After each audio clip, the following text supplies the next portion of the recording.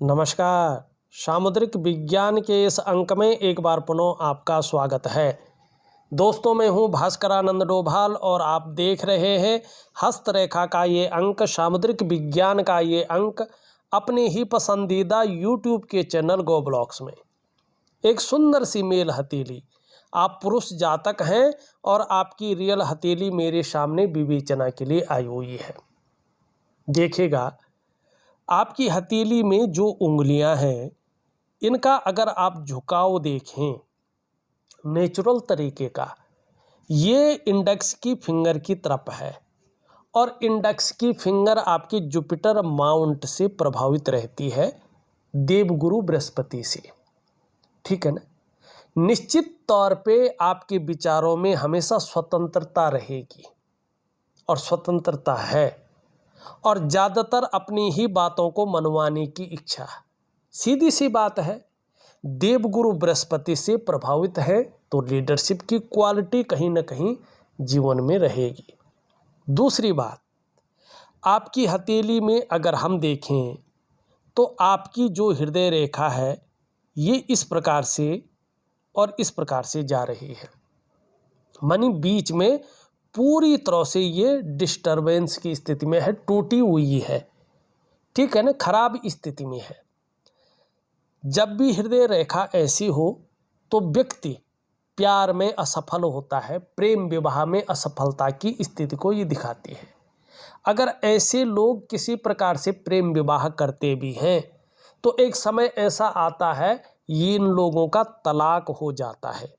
भले ही दोबारा वो दूसरे लाइफ पार्टनर से जो है प्रेम विवाह कर ले, वो चल जाता है, लेकिन प्रेम विवाह में एक बार ये लोग अवश्य असफल होते हैं। अब एक और चीज़ है, ऐसे लोग चाहे प्रेम विवाह करें चाहे अरेंज मैरिज करें, जब हृदय रेखा इस प्रकार से हो और बृहस्पति का पर्वत इस प्रकार से नीचे की तरफ झुक जाए और यहाँ से साधारण स्थिति में आए, तो दाम्पत्य जीवन को लेके और परिवार को लेके चिंताएं को बढ़ाता है ये, और दाम्पत्य जीवन का जो चरम सुख का भोग है उसके भोग में जो है कमी करता है। ठीक है ना।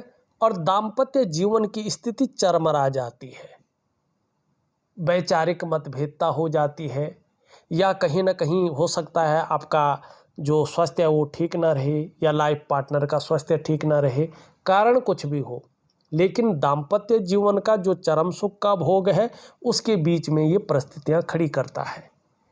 अब इसके लिए मैं आपको एक उपाय बहुत अच्छा दूंगा, उस उपायों को आप करिएगा तो निश्चित ही आपका रिश्तों का जो मामला है, खासकर पारिवारिक रिश्तों का, वो मामला आपका सुटेबल अवस्था में आ जाएगा। लेकिन उपाय को विधिवत तरीके से करें तो ही आपको फल मिलेगा। आपका सवाल ले लेते हैं। आप अपना सवाल लिखते हैं कि व्यापार को लेके चिंतित हो, इसमें कोई ना कोई परेशानी आती रहती है, मैं कितना भी कुछ कर लूं तो भी मेरी ग्रोथ नहीं हो पा रही है, और कभी कभी बहुत अच्छा चलने बैठ जाता है लेकिन फिर लौटकर आप वहीं आ जाते हैं। ये आपका कहना है। अब इसका कारण क्या है ये देखते हैं। ठीक, ये आपकी जो अनामिका की उंगली है ना, जिसको हम रिंग फिंगर कहते हैं, इसके नीचे का ये जो भाग है ना, इसको हम सूर्य का पर्वत कहते हैं। और जब सूर्य के पर्वत में इस प्रकार के चिन्ह हो, ठीक, और सूर्य का पर्वत दूषित हो, सही तरीके से ऊर्जा प्रोवाइड न कर रहा हो, तो ऐसी स्थिति में जो आपके द्वारा प्रयास किए जाते हैं, आप उन प्रयासों में असफलता की प्राप्ति करते हैं, असफल रहते हैं। जो मेहनत आप करते हैं, जो परिश्रम आप करते हैं, उसका जो पूरा श्रेय है, जो पूरा क्रेडिट है, वो आपको नहीं मिल पाता है। जो क्वालिटी आपके अंदर रहती है, जो योग्यता आपके अंदर रहती है, उस प्रकार से चीज़ें उभर कर नहीं आती हैं, निखर के नहीं आ पाती हैं। ऐसे में अगर आप व्यापार की तरफ जाते हैं तो व्यापार में वो उत्कृष्टता, वो फैलाव, वो नाम, वो यश, वो ब्रांड बनकर आप नहीं उभर पाते हैं जिसके लिए आपने सारा कुछ दांव पे लगा के व्यापार में गए थे। ऐसी स्थिति में अगर आप नौकरी भी कर रहे होते हैं तो नौकरी में आपको वो ग्रोथ नहीं मिल पाती है जिसके लिए आपने अपने आप को खपा लिया हो। ऐसे में एक सहजता से, एक सरलता से रास्ता नहीं मिल पाता है, ठीक है ना। और जब सूर्य इस प्रकार से दूषित हो तो विशेषकर धन का जो मामला होता है और प्रसिद्धि का जो मामला होता है, विस्तार का, फैलाव का, उसमें बहुत ज़्यादा कमी आती है। उस रूप में ये आपको बीमार अवस्था में ले आता है, चाहे धन के मामले में हो, चाहे विस्तार या फैलाव के मामले में हो, या प्रसिद्धि के मामले में हो। ये हमेशा आपको नीचे गिराता है, ठीक है ना। उसी पे अटके रहते हैं आप जिसमें 10 साल पहले थे, ठीक है ना। ये इस चीज़ को दिखाता है। तीसरी बात है, जब हथेली में इस प्रकार के छिद्र हो, ठीक है ना, तो कम से कम 47 के लास्ट तक व्यक्ति की हथेली में पैसा बचता नहीं है। और कितना भी आ जाए पैसा रुकता नहीं है, कोई ना कोई अनावश्यक खर्चा आ जाता है। और 10 रुपये आता है तो 5 रुपये कहीं से मैनेज करके व्यक्ति को 15 रुपये वहाँ खर्चा करना पड़ता है। ये इन स्थितियों को दिखाता है। और धन के मामले में ये व्यक्ति के जीवन में संघर्ष की स्थिति को पैदा करता है। तो सूर्य के कारण आपके जीवन में व्यापार की जो स्थिति है वो खराब है, आपकी ग्रोथ नहीं हो पा रही है, और भी तमाम चीज़ों पे इसका प्रभाव पड़ रहा है। चाहे आपका शारीरिक स्वास्थ्य हो, चाहे आपकी जीवन की खुशहाली हो, चाहे आपके जीवन में जो उत्साह होना चाहिए वो उत्साह हो, जो ऊर्जा होनी चाहिए वो ऊर्जा हो, वो बिखराव की स्थिति में है, ठीक है ना। और उनके बिखराव की स्थिति में होने के कारण आपको उन चीज़ों की चिंता करनी पड़ रही है। अब आपको क्या करना है, देखिएगा, आपके शरीर में अष्टचक्र है, ठीक है ना। उनमें से 7 मेजर चक्र जो इस प्रकृति में मौजूद भगवान सूर्य के चक्रों के साथ परस्पर तालमेल में रहते हैं, ठीक है ना, और जीवन शानदार चलता है। वो तालमेल कहीं ना कहीं बिगड़ गया है, वो तालमेल में नहीं है। अब आपको उनको तालमेल में लेना है। अपने शारीरिक 7 चक्रों को भगवान सूर्य के चक्रों के साथ तालमेल में स्थापित करना है। कैसे करेंगे? एक तो अपनी दिनचर्या में सुधार लाएंगे, दिनचर्या हमेशा मैनेज रखेंगे, प्रैक्टिकल रूप में तभी फायदा होगा। दूसरा, एक दिव्य सूर्य क्रिया दे रहा हूं, उसको कंटिन्यू करेंगे, उसी हिसाब से करेंगे। जब आप दिव्य सूर्य क्रिया प्रॉपर तरीके से करेंगे, कम से कम 4 से 6 महीने तक स्पष्ट तरीके से करेंगे, तो धीरे धीरे आपके जो शारीरिक चक्र हैं वो इस प्रकृति में मौजूद भगवान सूर्य के चक्रों के साथ परस्पर तालमेल में आ जाएंगे, और उसका प्रभाव आपके जीवन के तमाम आयामों पे पड़ेगा। जहां आपकी शारीरिक सेहत बेहद अच्छी होगी, वहीं आपका मानसिक संतुलन परफेक्ट होगा और आपका जीवन सहजता से चलने बैठ जाएगा। फिर चाहे शारीरिक स्वास्थ्य हो, जीवन की वास्तविक खुशहाली हो, जीवन का उत्साह हो, जीवन की ऊर्जा हो, इन चीज़ों की आपको चिंता नहीं करनी पड़ेगी। ये चीज़ें हमेशा आपके साथ रहेंगी, ठीक है, ये जरूर करें। दूसरा आप सवाल लिखते हैं, पारिवारिक रिश्तों से परेशानी रहती है, आपके और आपकी लाइफ पार्टनर के बीच में कोई अच्छा तालमेल नहीं बन रहा है। अब बातें भी सीमित होती हैं, केवल जिस बात की ज़रूरत हो तभी बात करते हैं। काफ़ी जो है परेशानियां हैं। इसका कारण मैं सबसे पहले बता चुका हूँ, इसका मैं आपको उपाय दूंगा, जरूर करें। एक कमी और आपकी, 2 कमियां और आपकी हथेली में दिखाई दे रही हैं, ध्यान से देखिएगा। एक तो आपकी हथेली में पूरी तरह से यहाँ पे जाल बन रहा है रेखाओं का, छोटी छोटी रेखाओं का बहुत बड़ा जाल बन रहा है। जब जाल बनता है तो ये दर्शाता है कि व्यक्ति के जो पंच तत्व है व्यक्ति के जो अष्ट चक्र हैं, व्यक्ति के जो 9 द्वार हैं, व्यक्ति के जो पंचकोश हैं, व्यक्ति की जो 5 ज्ञान इंद्रियां हैं, व्यक्ति के जो 5 कर्म इंद्रियां हैं, इनके बीच में कहीं ना कहीं नेगेटिव ऊर्जा घुस गई है और इनके तालमेल में बिखराव की स्थिति पैदा कर ली है, बिखराव की स्थिति में ला दिया है इनको। और जब ये जिसको हम कहते हैं नेगेटिव ऊर्जा जाल बनता है, तो ये व्यक्ति के जीवन में नेगेटिव प्रभाव डालता है। और सबसे पहला इसका प्रभाव पड़ता है आपके मन पर, आपके मस्तिष्क पे। जीवन में उलझन की स्थिति बहुत ज़्यादा आती है, व्यक्ति कंफ्यूज में रहता है, उलझन में रहता है और उसकी जो निर्णय लेने की ताकत है वो क्षीण हो जाती है। वो तय नहीं कर पाता है किस तरफ जाना चाहिए और वास्तव में करना क्या चाहिए। दूसरा इसका प्रभाव रिश्तों पे पड़ता है, खासकर दाम्पत्य जीवन का रिश्ता, परिवार का रिश्ता और कुटुंब का रिश्ता। इन रिश्तों का जो चरम सुख का भोग है उसके बीच में परिस्थितियां खड़ी हो जाती हैं। तीसरा इसका प्रभाव आपकी आर्थिक सेहत पे पड़ता है। ये आर्थिक रूप से आपको बीमार बनाता है, दरिद्रता की तरफ ले जाता है। चौथा इसका प्रभाव निश्चित रूप से आपके स्वास्थ्य पे पड़ता है, चाहे वो शारीरिक हो या मानसिक हो। ये विकार देने की कोशिश करती है। और पांचवा और सबसे बड़ा प्रभाव इसका आपकी डेवलपमेंट पे, आपकी प्रोग्रेस पे पड़ता है। आपका जो सफलता का स्तर है वो सफलता का स्तर धीरे धीरे माइनस की तरफ गिरने बैठ जाता है। माने आपकी जीवन की जो मुख्य नींव है ये उसकी जड़ों को खोखला करता है और धीरे धीरे आपके बहुमूल्य जो जीवन है उसको अपने गर्त में समाहित कर लेता है और जीवन के महत्व को नष्ट कर लेता है। अब आपको सबसे पहले इसी से बचना है। अब क्या करना है आपको, देखिएगा, इससे बचने का सिर्फ एक ही उपाय है।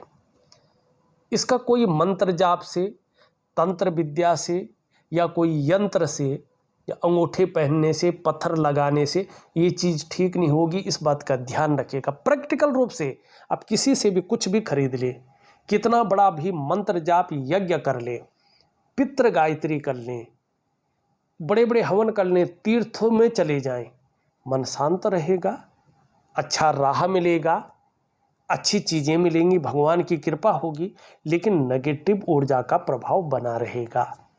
अब सरल क्या करना है आपने, देखिएगा, आप रोज स्नान करते हैं ना, इसमें बोलने की ज़रूरत नहीं होती है, रोज करते हैं आप स्नान।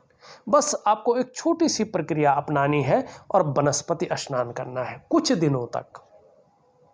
उसके साथ साथ वनस्पति स्नान कब करना है आपने, सूर्योदय से पहले।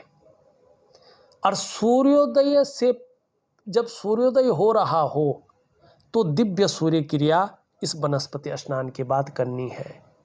फिर दिव्य सूर्य क्रिया करने के बाद आपको दिव्य योग ध्यान क्रिया करनी है। एक प्रकार का प्राणायाम है, योगा है, मेडिटेशन है। ये 3 चीज़ें आपको ज़बरदस्त रूप में करनी है और 4 से 6 महीने तक कंटिन्यू करनी है। यकीन मानिएगा, आपने अगर शानदार स्थिति में इन चीज़ों को विधिवत तरीके से करिए तो जादुई तरीके से आपका जीवन बदलता हुआ आपको प्रैक्टिकल रूप में दिखेगा। साक्षात जिसको कहते हैं, जीवन में जहां उत्साह बहुत शानदार स्थिति में आएगा, वहीं जीवन की खुशियां बढ़ेंगी, जिनसे मन प्रसन्न रहेगा और खुशनुमा माहौल बना रहेगा और जीवन की ऊर्जा अपने चरम पे रहेगी। तो इन 3 चीज़ों को जरूर करें। छोटी छोटी क्रियाएं हैं, कोई मंत्र उच्चार नहीं है, बस क्रियाएं करनी है और बहुत मज़ा आएगा आपको। आप समझे ही नहीं पाएंगे कि मैं उपाय कर रहा हूँ।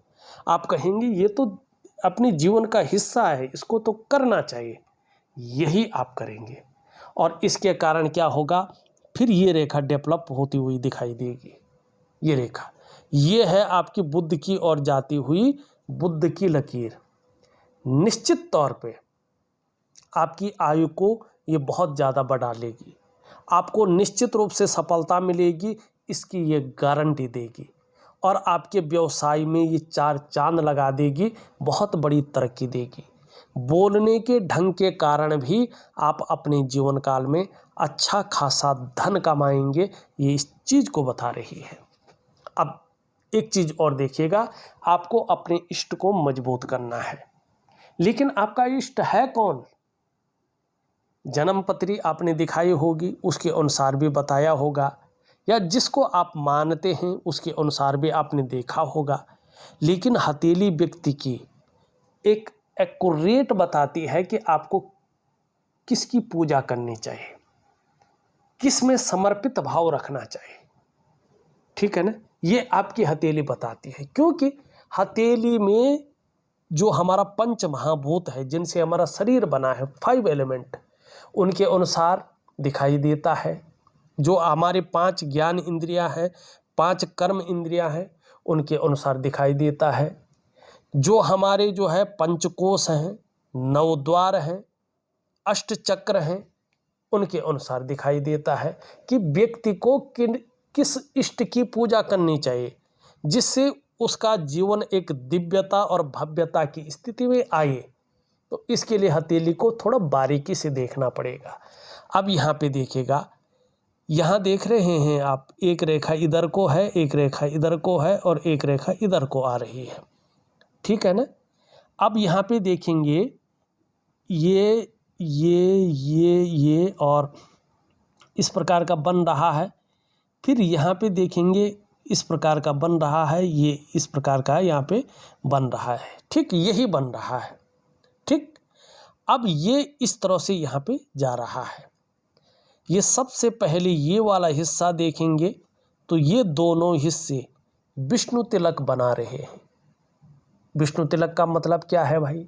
देखिएगा, जो आपके पंच तत्व हैं, पंच महाभूत, जिनसे आपका शरीर बना हुआ है, 5 एलिमेंट, जो आपके 5 ज्ञान इंद्रियां हैं, 5 कर्म इंद्रियां हैं और 7 मेजर चक्र हैं शरीर के, पंचकोश हैं, 9 द्वार हैं। इनके अनुसार देखा जाए तो भगवान विष्णु उदर पूर्ति करने वाले आपके इष्ट हैं। जितनी ज़्यादा शरणागति जाएंगे, जीवन में उतनी दिव्यता और उतनी भव्यता की प्राप्ति होगी। अब आपके इष्ट ग्रह कौन है? जो पंच तत्वों से शरीर बना हुआ है, वो है आचार्य बृहस्पति। अब यहाँ पे आचार्य बृहस्पति बहुत कमज़ोर है। जब इष्ट ग्रह ही आपका कमज़ोर है, मानी देखिएगा, जो आपके साथ सहयोगी होता है ना, वो जब चलता है तो जीवन में सफलता की प्राप्ति होती है ना। जब सहयोगी जो है कमज़ोर होता है तो व्यक्ति को धक्के खाने पड़ते हैं। तो आपका इष्ट ग्रह कमज़ोर है। अब यहाँ पे देखेंगे तो यहाँ पे ये चतुष्कोण बना हुआ है। आपके पास इतना ज्ञान है कि उसकी आप टीचिंग तक दे सके। ये मंदिर बना हुआ है, मानी सौभाग्य बहुत अच्छा है आपका। ये नीचे की तरफ जाती हुई रेखाएं एक चिन्ह बना रहा है, मानी अध्यात्म की ताकत आपके अंदर ज़बरदस्त है, लाभ मिलेगा आपको, ये दिखा रहा है। अब आप देखेंगे भावुक भी आप हैं, लेकिन महत्वाकांक्षाएं भी आपकी बहुत अच्छी रहेंगी और आगे बढ़ने की सोच रहेगी, ये इस चीज़ को दिखाता है। अब यहाँ पे देखेंगे आपकी मस्तिष्क की रेखा क्रिएटिव व्यक्तित्व को दिखा रहा है। बौद्धिक स्तर बहुत अच्छा रहेगा, उसको दिखा रहा है। यहाँ पे ये जीवन की रेखा है, मानी परिवार के प्रति समर्पण की भावना, बहुत केयरफुल व्यक्तित्व दिखा रहा है। अब ये देखेंगे और ये देखेंगे तो कोई ना कोई चिंता अभी कम से कम 2.5 से 3 वर्ष तक बनी रहेगी और जीवन में संघर्ष भी रहेगा। लेकिन इसी संघर्ष के बलबूते आगे चलकर आप हर सुख को पाएंगे, हर सुख का भोग भी करेंगे और श्रेष्ठ सफलता भी आपको मिलेगी। आपको उपाय करने की ज़रूरत है।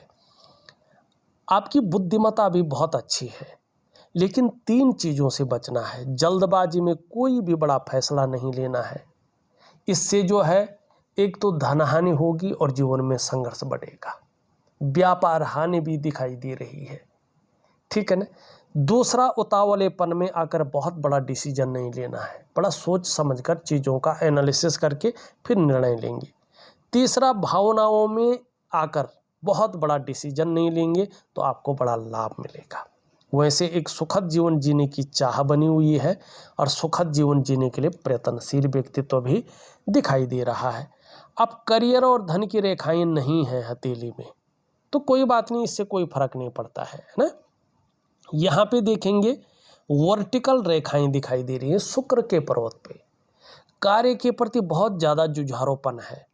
जिस कार्य को हाथ में ले लेते हैं, जब तक पूरा नहीं होता है तब तक छोड़ते नहीं हैं, और यही चीज़ आपको आगे जाकर जो है बहुत बड़ी प्रसिद्धि को दिलाएगी। शुक्र का पर्वत शानदार स्थिति में है। इसका मतलब है अपने को मेंटेन रखना, अपनी पर्सनालिटी पर ध्यान देना, अपने को सज संवार कर रखना, ये चीज़ें ज़्यादा रहेंगी। नई चीज़ों के प्रति रुझान रहेगा, चाहे नई प्रकार का फैशन हो, नई प्रकार के कपड़े हों या नई प्रकार की मार्केट में कोई चीज़ें हों। भौतिक सुख सुविधाओं की तरफ बहुत ज़्यादा आकर्षण रहेगा, चाहे लग्जरी जीवन हो या अल्ट्रा लग्जरी जीवन हो, और इसका लाभ आगे जाके आपको निश्चित तौर पे मिलेगा, ये दिखाई दे रहा है। हाँ, यहाँ पे थोड़ा निम्न मंगल देखें, थोड़ा हल्का कन्फ्यूजन, उलझन और दुविधा की स्थिति दे रही है ये, और थोड़ा सा चिड़चिड़ा स्वभाव भी रह सकता है, थोड़ा सा ध्यान रखिए। लेकिन ऊपरी मंगल ठीक है, पराक्रम बहुत अच्छा रहेगा और कहीं ना कहीं एनर्जेटिक स्वभाव बना रहेगा, इसका लाभ होगा। बृहस्पति आपके कमज़ोर है, शनि की तरफ देख रहे हैं, इसका उपाय दे रहा हूँ, जरूर करें। शनि की स्थिति देखें तो यहाँ पे बहुत ज़्यादा उभर रहा है। गांभीर्य व्यक्तित्व तो है, अच्छी बात है, लेकिन बेवजह की चिंताएं भी देता हुआ दिख रहा है, या कोई ना कोई ऐसी वजहें बना रहा है जो तनाव की स्थिति को दे। तो इसको ठीक करने के लिए दिव्य योग ध्यान क्रिया जरूर करें। सूर्य के बारे में मैं विस्तार से बता चुका हूँ। छोटा भी काम करेंगे तो नेम फेम पाने की इच्छा बहुत अच्छी रहेगी। बुध धीरे धीरे हल्का गायब हो रहा है। बुध आपके व्यापार का मालिक है, व्यापार का ग्रह है, वाणी का ग्रह है, और नाक कान गले का ग्रह भी यही है। तो इसको हमेशा मजबूत रखें। इसके लिए हरी सब्जी है, हरे फल है और हरी दालें हैं, इनका खाने में खूब जो है उपयोग करें। नहाने के बाद परफ्यूम से अगर कोई एलर्जी नहीं है तो चंदन का परफ्यूम खरीदें और हमेशा अपने बदन पे लगाएं नहाने के बाद। अगर किसी गुरु से गायत्री महामंत्र का दीक्षा ले रखी है तो सुबह और शाम आप जो है एक एक माला गायत्री महामंत्र का पाठ करें। चंद्रमा आपका जो है बहुत ज़्यादा अनबैलेंस है, मन व्यक्ति का गड़बड़ रहता है, ऐसे में मानसिक परेशानी कहीं न कहीं बनी रहती है, और कभी कभी व्यक्ति बहुत ज़्यादा भावुक हो जाता है या इमोशनली बहुत ज़्यादा जो है परेशान ऐसा व्यक्ति रहता है, और मन अच्छा नहीं रहता है, मन भटकता है, मन व्याकुल हो जाता है, मन उचाट हो जाता है, मन अस्थिर रहता है, और इसके कारण कभी कभी जो डाइजेस्टिव सिस्टम है, पेट की दिक्कतें हैं, वो भी व्यक्ति के सामने आती हैं। ऐसे में माँ का सुख मिलना थोड़ा कठिन होता है, और कभी कभी तो नींद आने में भी दिक्कतें आती हैं।